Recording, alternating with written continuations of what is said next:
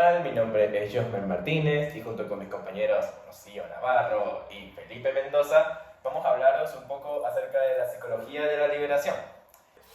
La psicología de la liberación como tal forma parte de un movimiento mucho más grande que surge en Latinoamérica en los años 70, en el cual tiene como único propósito lo que es la liberación de los pueblos americanos oprimidos por una cultura externa, como lo podría ser la norteamericana o la europea, influyendo así en la manera en la que vemos, entendemos al mundo y cómo nos relacionamos con un otro y igualmente con el entorno, así influyendo en lo que sería personas normales, como promedios, e igualmente científicos y otros profesionales de otras disciplinas. Dentro de estas corrientes o movimientos surge lo que sería la psicología de la liberación, planteada inicialmente por Martín Barón en el año 1986 en su ensayo hacia una psicología de la liberación, en la cual básicamente nos presentan diferentes planteamientos, entre ellos lo que serían los ejes en los que se tendría que basar esta nueva rama de la psicología social comunitaria. Estos mandamientos o estos ejes serían un nuevo horizonte, una nueva epistemología y una nueva praxis. Cuando hablamos de un nuevo horizonte es básicamente establecer un objetivo el cual básicamente no busque una explicación 100% racional y científica, sino también social y moral. Luego tendríamos la nueva epistemología, va básicamente la manera en que tenemos el conocimiento, la cual debería estar 100% enfocada en una praxis e igualmente basarse en lo que sería la realidad latinoamericana. Luego tendríamos la nueva praxis. La nueva praxis se refiere a la manera en la cual vamos a aplicar la teoría, la cual debería ser en pos de mejorar y dar herramientas a las sociedades latinoamericanas oprimidas. Aparte, nos mencionan los que serían los objetivos principales de lo que sería la psicología de la liberación, teniendo primeramente como objetivo la recuperación de la memoria histórica, recordar quiénes somos, nuestros mitos y nuestras raíces. Luego la desideologización del sentido común y de la experiencia cotidiana, básicamente se trata de liberarnos de todas estas influencias de una cultura externa, Estados Unidos, Europa. Potenciación de virtudes populares. Cuando hablamos de esto es básicamente tomar ciertas virtudes de las distintas sociedades, como lo podría ser la amabilidad, y básicamente reforzarlas. Ya, y por último tendríamos el cambio estructural, la revolución y la liberación. ¿Cómo funciona esto? Básicamente queremos generar un cambio de estructura. Para ello tenemos que realizar una revolución, para finalmente lograr una liberación de la sociedad latinoamericana oprimida.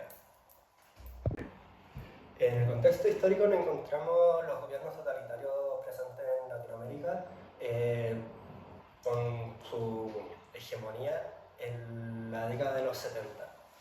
También la psicología social de la liberación se ve influenciada por la Guerra Fría, donde Estados Unidos, representando el capitalismo, y la Unión Soviética, por otra parte, representando el socialismo, se enfrentan en una guerra sin armamento. También se ve influenciado por la gran influencia que está teniendo el capitalismo sobre Latinoamérica, también durante la década de los 70 que se empezó a ver más presente.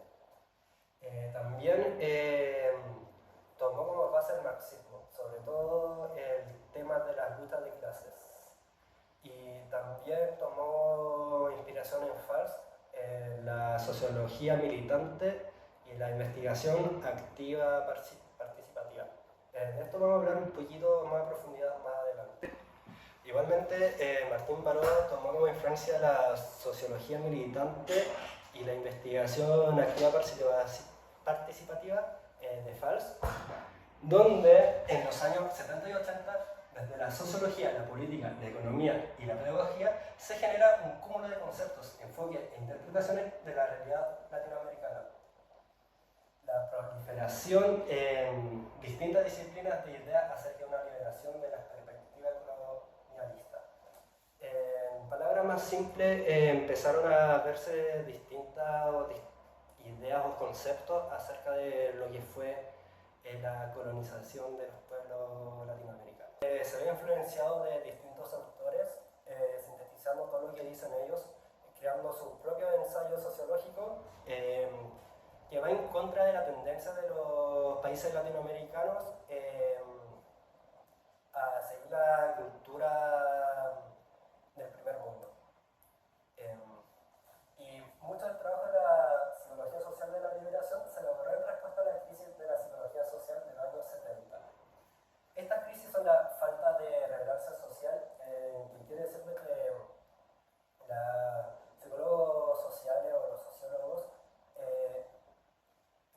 suene raro, perdió la tolerancia de la sociedad, de buscar más lo científico antes que lo social.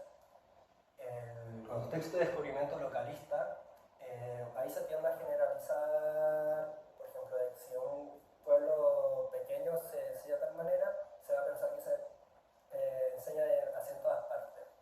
Y la imitación de la neutralidad científica pierde la moral, no la toman en cuenta. Ahora vamos con los principales autores, que el primero y el más importante, porque fue quien fundó de alguna forma esta psicología, es Ignacio Martín Baró, que critica el enfoque eurocentrista y colonizador sobre Latinoamérica. Luego viene Paulo Freire, que Paulo Freire lo que viene es educar al pueblo, concientizarlo para que de ahí pueda llegar más lejos. Fars habla de que lo académico tiene que apoyar al pueblo, a lo comunitario, al pueblo. Luego con Enrique Dussel habla de la filosofía de la liberación, que básicamente conectar lo intelectual con el pueblo. Luego con Gustavo Gutiérrez habla de la teología de la liberación, que es acercar la religión a las clases más bajas. Y luego Marisa Montero estructura y amplía la teoría de Martín Baró. Luego con los aportes de Ignacio Martín Baró cuestiona cómo la desconexión del ser humano con su pueblo, con su historia, con todo esto desde lo que nos ha entregado el capitalismo, lo que nos ha entregado la colonización, de olvidar lo que fuimos y convertirnos en lo que no somos. Critica el modelo cientifista, hegemónico e individualista del capitalismo, que básicamente pensar constantemente en nuestro beneficio y no pensar el beneficio sistemático. Luego con la frase necesitamos replantearnos nuestro bagaje teórico y práctico, habla sobre dejar lo viejo atrás, dejar lo que no es nuestro atrás y empezar algo nuevo. Luego, con esta frase, no resulta exagerado afirmar que se aprende más sobre la psicología de nuestros pueblos leyendo una novela de García Márquez o de Vargas Llosa. Habla sobre cómo la psicología social no está comprometida con la psicología social de Latinoamérica. Es una psicología muy concentrada en las grandes potencias y no en esta parte del mundo. Luego Pablo Freire habla de conceptos muy importantes sobre la educación y concientización del pueblo, desde una forma más práctica y no solo desde esta parte como académica, sino ya a llegar al ser humano. Parece tres pasos importantes. Lo primero es llegar al ser humano, conectar con la persona, conectar con el individuo y hacerle conocer las realidades externas.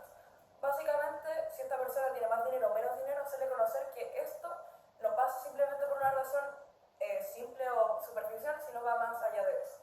Luego, esto genera que la persona llegue a una conciencia, que lo mueva y quiera cambiar esta historia.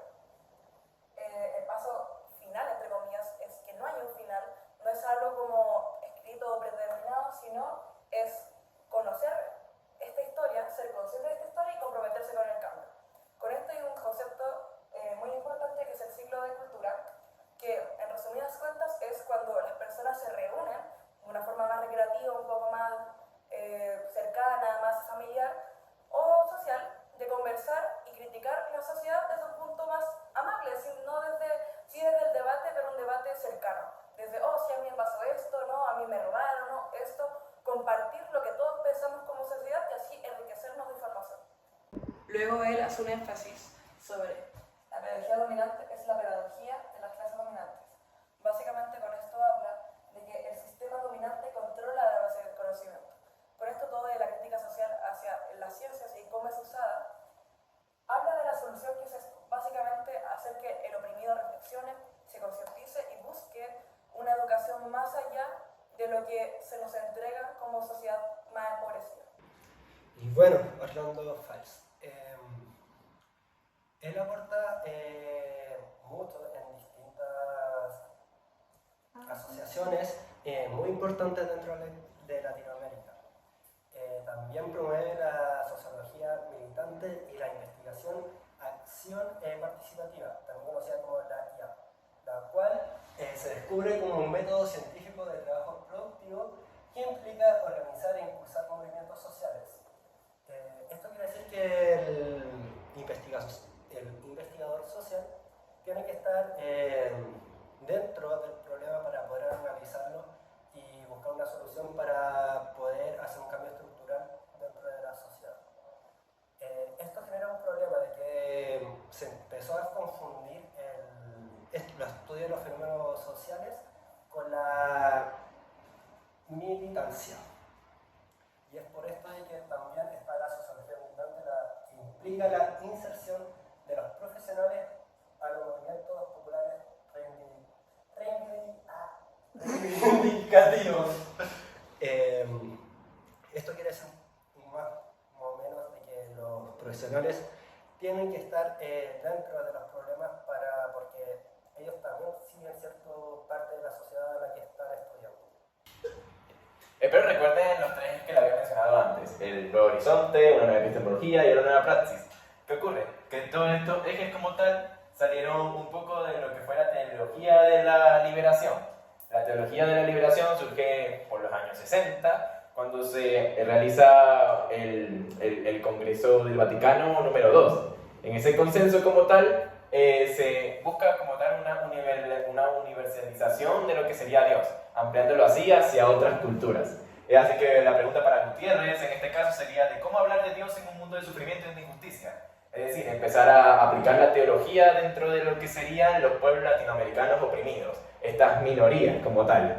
Así se intenta crear una teología latinoamericana que como tal tome lugar en el problema, en la realidad latinoamericana, y también se comprometa con esta justicia social que debería llevarse a cabo. Un concepto importante que se toma de aquí es la opción preferencial por los pobres. Es decir, ya la teología no es una cuestión de ciertas élites de la sociedad, sino es una cuestión más universal, una cuestión de todos. Bien, ahora tenemos la filosofía de la liberación, propuesta y formalizada por, como tal, Enrique Dussel. Esta propuesta como tal influiría en la creación de los movimientos, esos que dicen, de la liberación en distintas disciplinas, como la psicología, la sociología, la teología, la sociología, entre otros. Es así que Dussel como tal lo plantea de la siguiente manera: la filosofía de la liberación es una operación pedagógica, es una praxis que se establece en la proximidad maestro-alumno, pensador-pueblo, intelectual orgánico, diría Gramsci, en el pueblo, condicionada por la praxis política. La política es la filosofía primera. Es así que Dussel como tal nos insta a que en temas sociales o temas políticos intentemos hacer un análisis o una reflexión desde lo que sería lo social y la realidad dada. Es así que propone una nueva forma de abordar los problemas filosóficos, ya no desde un razonamiento lógico y factorial, sino más desde la realidad, de lo que está presente. Bueno, la aplicación de la psicología social de la liberación es totalmente práctica. Freire en su libro habla de alfabetizar a la población. Esta alfabetización no es solamente una enseñanza académica, sino que también es más cultural. Es por esto es que se usa en los lugares más empobrecidos y sistemáticamente oprimidos dentro de los países latinoamericanos. También busca iluminar la dependencia que tiene Latinoamérica de las potencias mundiales, tanto como China, Europa, Estados Unidos, sobre todo en el ámbito capitalista. Y es por eso de que se aplica principalmente en la psicología social comunitaria, trabajando con víctimas de la represión, de la dictadura y de los gobiernos totalitarios que hubieron sobre todo en esta zona del mundo. Con esto queremos llegar a la importancia que tuvo la psicología de la liberación en la psicología social. Lo más importante fue sacar lo teórico a lo práctico, al realmente estar con el pueblo, conocer a las personas, conocer los contextos y llevar toda la teoría a algo que realmente cambie la sociedad. Esto lleva al cuestionamiento, a un aporte real a Latinoamérica, a concientizar acerca de los mitos culturales, que es básicamente estas mentiras de que el pobre es pobre porque quiere, que nunca, aunque nos unamos, no va a cambiar nada, es llevarnos a una unión del pueblo más allá del control y la represión que hay. Para nosotros como estudiantes nos da las herramientas, nos da la conciencia y nos da la visión para un cambio a futuro y un cambio real en el sistema. Ya, concluyendo, les agradecemos profundamente por haber mirado todo el video. Esperamos que esto haya sido un aporte realmente a lo que sería el pensamiento crítico y la concientización de este problema tan importante, de que la psicología como tal se base en una estructura rígida y igualmente en una teoría muy rígida igual, y no en una práctica práctica que realmente lleva un cambio. Esperamos que con esto hayan logrado concientizarse y igualmente lo hayan disfrutado.